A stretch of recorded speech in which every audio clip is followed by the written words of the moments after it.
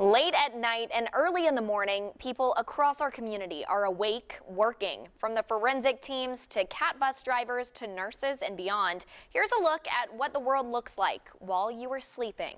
From car accidents to overdoses to house fires, the Knoxville Fire Department responds to all different types of calls. The department responded to more than 29,000 calls in 2022, which come in at all hours of the day and night. While you're sleeping, firefighters are working to keep our community safe.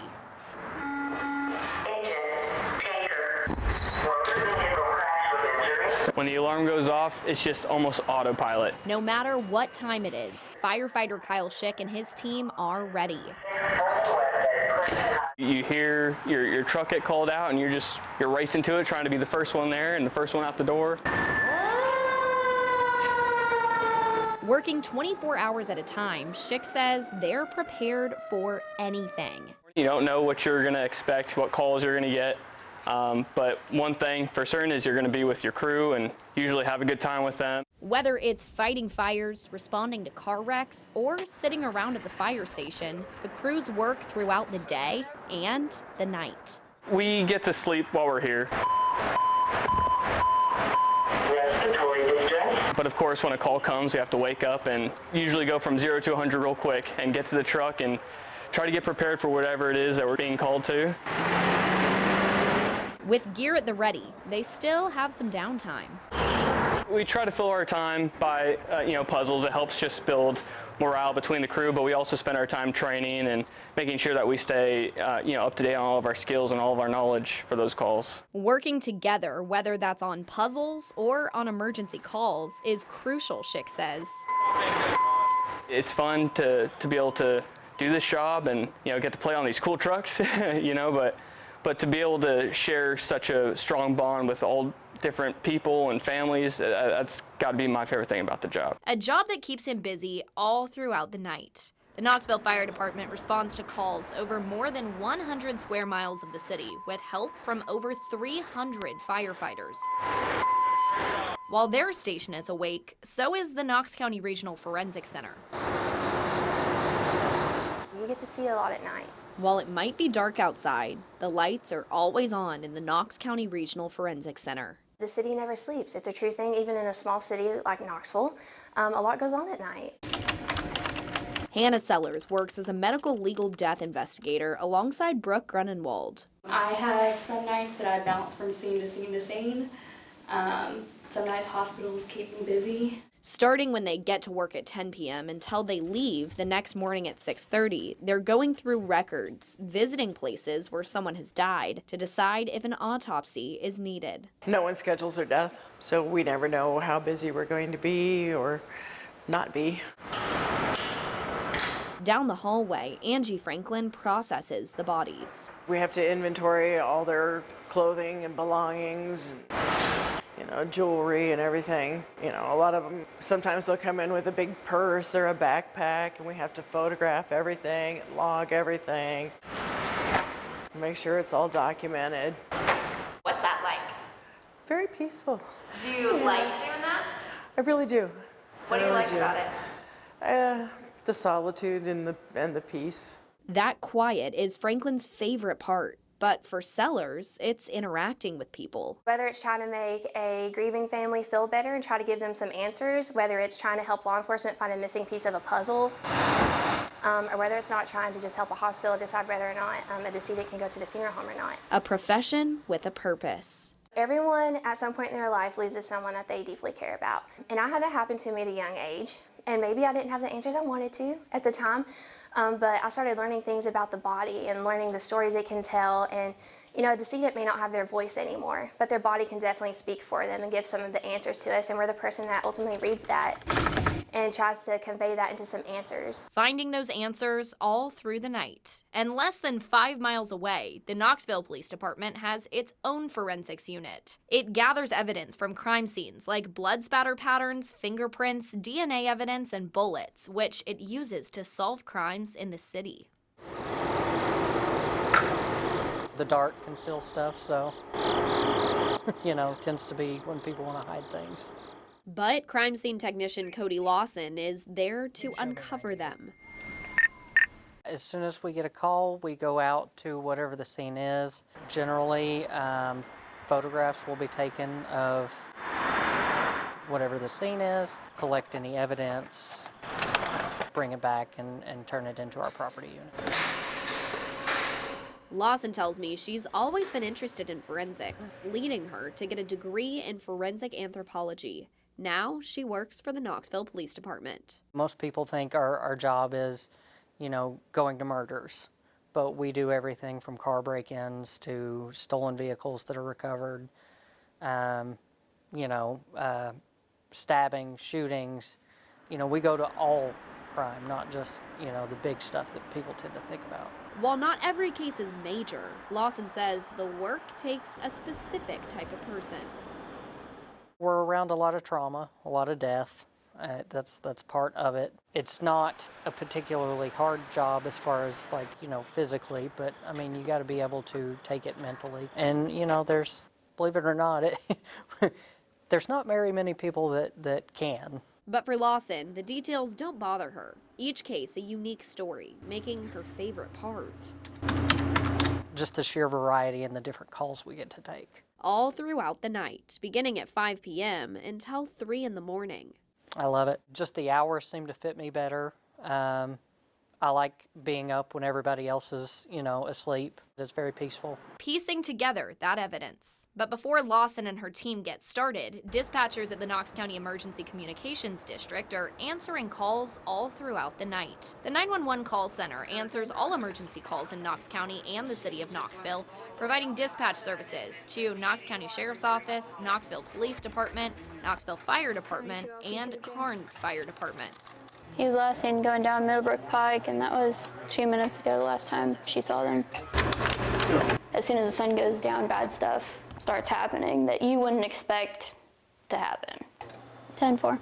A reality Jessica Warren has realized after 3 years working the night shift at the Knox County 911 Center. Being on night shift, you hear more of the bad things that per se go bump in the night. The suspect's gonna be wearing a black hoodie and has a red backpack. When trouble calls, Warren answers, working 12-hour shifts. It's all of the time, it's constant, especially on weekends, game days, holidays. We're pretty busy and you can be on the phone and managing 50 calls at a time. 10-4.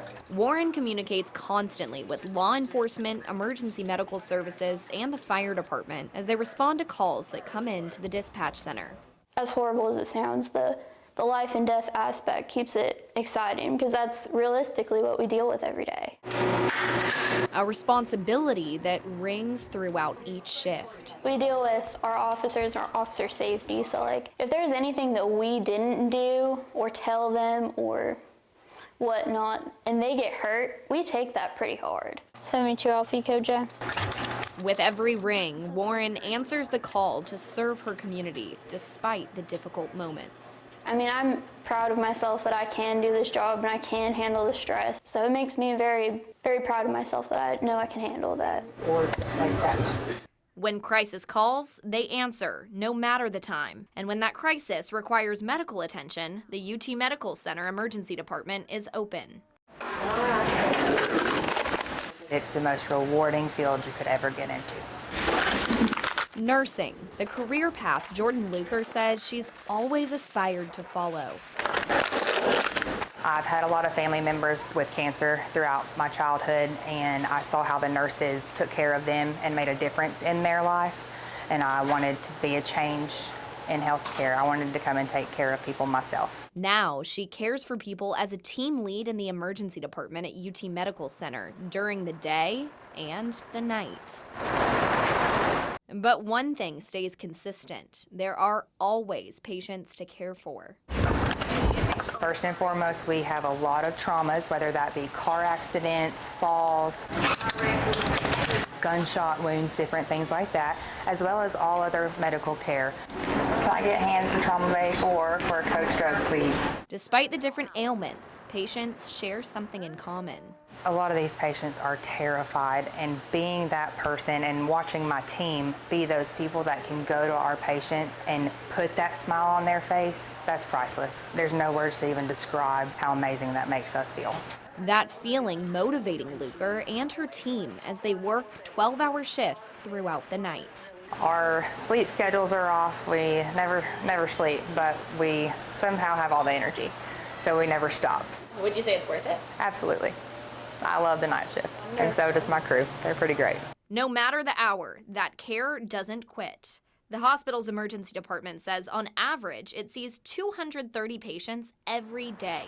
Healthcare providers are also working around the clock at assisted living facilities throughout our area, like Beverly Park Place in North Knoxville. While you're sleeping, we're up working. Lisa Ogle has spent the past 11 years working the night shift at Beverly Park Place. Night shift is the unseen heroes. She works overnight alongside other nurses like unit manager Irma Morales. Absolutely, you stay busy the whole time, making the residents' life better, easier, brighter. While they're making sure the building stays secured and checking on patients throughout the night, the laundry room also has loads of work. Would you want to lay on dirty linens? As the director of laundry, Terry Deischer and her team get to work at 3:30 in the morning. Laundry attendant Melissa Stewart says it's all for the patients. They deserve to have clean linen. It's important that they get their clothing. Nobody wants to run around in a gown all day. They get all the dirty linen and they break open all the bags and then drop them into a buggy. And then it's pushed down a assembly line. The team of 10 process between 2,000 and 3,000 pounds a day. It's a cycle that never gets old. As long as they get their clothes, that's what makes me happy. You don't know what they're going through, emotionally and physically. Even though you can't be right beside them, you still want to do for them and make them as comfortable as possible. My favorite part about this job, these great residents, they're coming in, they're losing their home and their independence, and we want them to feel like this is home. So that's really rewarding for sure. That laundry staff provides clean linens for patients at Beverly Park Place and 2 other facilities in the area owned by Hillcrest Healthcare. While they're cleaning, staff in the Secret City is researching. The Oak Ridge National Laboratory is always awake, with more than 6,000 scientists, engineers, technicians, and support staff working together on research. Whenever you're talking to someone and describing your job, you always get a look of like, wow, I never knew something like that existed. After 16 years of working at Oak Ridge National Laboratory's spallation neutron source, it's a reaction Jeff Milanovich hears often. Most people don't know that Oak Ridge also has this very large, very powerful accelerator facility. It runs around the clock. They're always surprised that this is a place that is constantly going. Victoria Cordina Strike started working at the facility 3 years ago, at all hours of the day. There's always someone here, staffed fully 365, holidays and days, nights. So what we do here is we take a big bunch of protons and we actually slam them into liquid mercury after we accelerate them to 90% the speed of light. What that does is produce a whole big bunch of neutrons, which researchers then use to examine materials like lithium batteries, hydrogen, things like that, to try and improve all the materials you use every day. It's a process that requires constant monitoring. Major alarm, MPS software interlock alarm. If there's any alarm happening, then we have to immediately assess what's going on and work together to try to minimize as much downtime as possible. Milanovich says people fly in from all over the world to get this data, so making sure the accelerator is always running is crucial. It's very expensive for this facility to run, and it's very hard to turn it on and off. So once it's turned on, we want to keep it running as best we can. So that's why we run 24/7. The things we do, it'll take years to come to fruition, but your future lightweight battery, things like that, can come out of the research that's done here. Being a part of that research is a lifelong dream for Cordina Strike. I have always wanted to work here. I kept telling myself, I'm going to get a job here at Orono. I'm going to do it. It makes me feel like I'm a part of something bigger than myself because there's great research going on and we're just over here clicking buttons trying to keep the beam on. But it's a part of something even bigger than that. And especially very, very grateful just to have a job here and to be able to contribute to something so large. A similar sentiment coming from meteorologists at the National Weather Service in Morristown, who are wide awake, tracking weather and sending out potentially life-saving alerts. The organization aims to prepare us for weather, water, and climate-dependent events 24 hours a day. We like to keep our eyes on the weather 24 hours a day, 7 days a week. Warning coordination meteorologist Anthony Cavalucci and his team members at the National Weather Service work around the clock. Weather doesn't care if it's your birthday or if it's nighttime or you're asleep or you're tired or whatever. It's always occurring. They're looking out for incidents like flash flooding, chemical spills, and dam breaks. Our main mission is to protect life and property, and the ways that we do that is we issue those life-saving warnings and watches. He's not working alone to keep people informed. We're their eyes and ears, and then they're the sources who give us the notifications that they're getting from across the region as well. 10 News Weather Impact meteorologist Rebecca Sweet is no stranger to early hours. I definitely work some of the weirdest hours that we have in our station. Like Cavalucci, our weather team keeps an eye out 24/7 to keep you safe. We really do love serving this community, and we love getting a chance to provide accurate forecasts, keep people safe, give them knowledge of what to do in case we do run into bad weather. While Rebecca and the team works from here in the studio, Cavalucci and his coworkers are at the center in Morristown. That's where they monitor these radars and send out warnings to your phone or TV if there's any danger. We need to be prepared. We do get nighttime thunderstorms, and they can be very dangerous for folks. So we need to have people here ready to go and ready to issue warnings if necessary. Weathering overnight hours to save lives. Rain or shine, day or night, hundreds of people are working to make sure you wake up with a package on your doorstep. In 2023, Amazon opened its first robotic sort facility in eastern Tennessee. Now, nearly 2,000 people work at that center 24/7. We rarely ever run out of work. And Zach Hannekamp would know. He's done it all, working at Amazon's TYS1 facility as an area manager during the day shift, the night shift, and on weekends. People are always ordering stuff, so we always got plenty to work here. In these fulfillment centers, associates pick, pack, and ship smaller items, which travel through the facility along 18 miles of conveyor belts. Anything from a toothbrush to cat food to liquid items, everything like that is all of the orders that you see on Amazon.com that are able to fit within the size up to like 18 inches or so. As the inbound night senior, Myra Ochoa and her team see all the items that come into the facility to be sorted. Once those items go live on Amazon.com, you can place an order. Behind me we have an Amazon robotic automatic workstation. So this really takes out a lot of the manual labor and prevents a lot of injuries. John Stiles is the senior operations manager during the night shift. Whether it's somebody that needs some over-the-counter medicine or some vitamins or something for their child, they may need that at 2 a.m. Right, so that's part of the reason why we're here, to fulfill those needs and orders from our customers. After those packages are picked, it's time to pack them.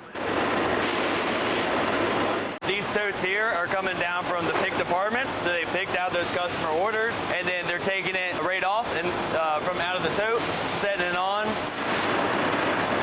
and then from there, this custom box gets made around it. Then a helping hand works to ship the item. They're basically a robotic hand that takes these packages after they're picked and they're packed. They'll be moved on drives. All of that work so customers can have what they need in just a few hours. Boxing up while you sleep to deliver when you wake. The 2.7 million square foot facility has the capacity to move up to 650,000 packages per day.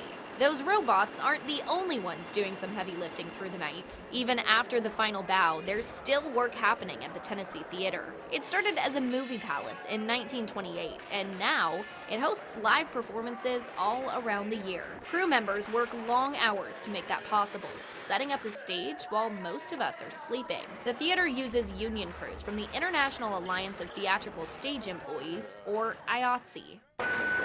It's not for everybody, but if you like to be somewhat nocturnal, most of it is at night. After the popcorn stops popping, the patrons leave the building, and the lights turn off at the Tennessee Theater, crew members are still busy at work.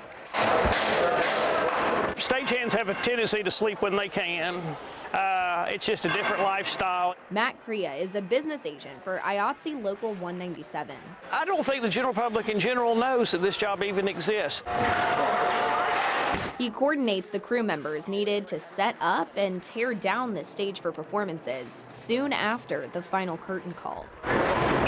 The show always goes on. It's Tim Burns' job to make sure it does. As the theater's senior technical director, he coordinates with Crea and oversees the stagehands. You kind of judge, make sure things are going on a time frame. Obviously on load in, you've got a performance that night, so you want to be sure that things are going well, that the performance is actually going to happen that night, and it does. From lighting to backdrops to electrics, dozens of people hit the stage while the audience is asleep. To see that stage be blank, built up, have a live show, and at the end of the night it go back to blank is probably my favorite part of all of it. It's just really impressive. With each member working together through the night, the theater transforms. Knoxville's great, and it's time that Knoxville has the same quality entertainment that some of these other larger cities have, and the Tennessee Theater really is bringing that to Knoxville and the other theaters in town as well. Crea says in his time growing up in Knoxville and working in the industry, he's seen the number of shows coming to the area triple. It's an area that CAT bus drivers know well. Every year, Knoxville area transit buses carry around 3 million passengers where they need to go. With 20 fixed routes, CAT says it reaches over 80% of the city of Knoxville's entire population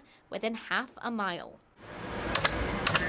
I love what I do. It's what's kept Katie Griffin working at Knoxville Area Transit for 45 years. I started here in '79.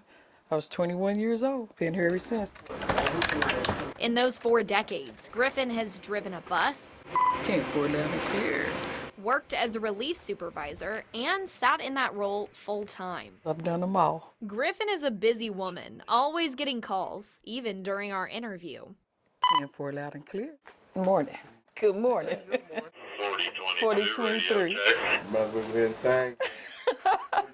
And her day starts early as the AM dispatcher at 4 in the morning. First driver is Greg Robinson, 445. I just take one day at a time and try to do the best every day as I can. As a transit operator, Greg Robinson starts his morning bright and early. We do have regulars that we have every morning that ride and they get to know us and we talk, chit-chat every morning. Good morning, boss. How you doing, man? You all right? Good, bro. How you doing, man? Getting those people to work, to doctor's appointments, and everything in between has been his job for the last 34 years. For me, it means a whole lot. It means what we're out here for. That's what we do. That's what our purpose is, to be out here to help people get to where they need to get to who need transportation. Because a lot of people don't have transportation, and it's cheaper to ride with us than to call a taxi or get an Uber.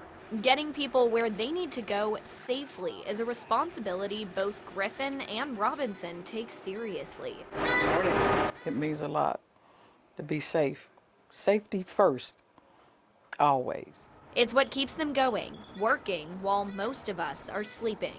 That took getting used to for me. I like it now because I get off early now. Traffic, people, like I said, really appreciative of our service. So I really enjoy this shift that I have, getting up so early. I just make sure I get to bed at a reasonable time at night, you know. And while Robinson is going to bed, Bird Scooter crew members are just getting their day started. Staff works to service the rentable electric scooters around the clock, making sure they're charged and ready for you to use. When people actually do see you, they say, "Oh, you're the scooter guy." A surprise for many people in Knoxville, Adrian McMillian says. It's always a treat when they really realize there's a real person that put these scooters out, because sometimes I think they just think the scooters just magically appear there. As the Southeast Operations Manager for Bird Scooters, McMillian and his team are the magic behind the scenes. We want to give the streets back to the community. We think it's just too many cars on the streets, too much pollution, too much congestion on the highway, and just not enough time of really getting a chance to feel the city and view the city. But that's what McMillian says his team wants to provide through the option to zip through the streets on an electric scooter. When you get on that scooter, you have an opportunity to open up so many hidden gems in the city that you might not never discover because you're just moving too fast or you just don't have an opportunity to walk that distance. To make that possible, McMillion's crew work all hours of the day and night. We're a 24/7 outfit. Rebalancing scooters to keep them neat and tidy on the sidewalks and charging the batteries. These vehicles have to be charged. So we have to pick up these vehicles, we have to swap batteries, we have to take the vehicles back and charge them up. Depending on the model, they either swap the batteries out on the street or load them up and bring them to a charging facility. Every day, the crew works to service the roughly 400 scooters in Knoxville. In the daytime, we share the city with the citizens and with the demand, but at nighttime, it's just us and the scooters really getting it set up. And I guess it's a thrill to know that when you're setting something up that somebody's going to utilize it the next day, you're almost making sure like Jim is going to get to work tomorrow. Sarah's going to get to the store because we're providing that that need for them. McMillion tells me it takes between 5 and 7 hours to fully charge a scooter. For more stories about what happens while you are sleeping, you can visit our website, WBIR.com.